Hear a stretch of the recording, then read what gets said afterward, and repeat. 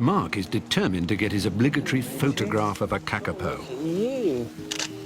Aren't you the best? Hello. You're going to look in the lens. A typical male, Sirocco is clearly only interested in one thing. Hello. Oh, look at that. Ow. God, he's got sharp claws.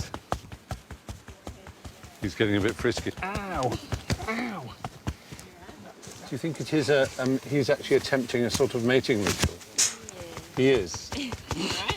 Oh, Moss. You are being shagged. Or not. Ow. God, it's sharp. Look, he's so happy. I'm sorry, but one of the funniest things I've ever seen. You are being shagged by a rare parrot. He thinks you are.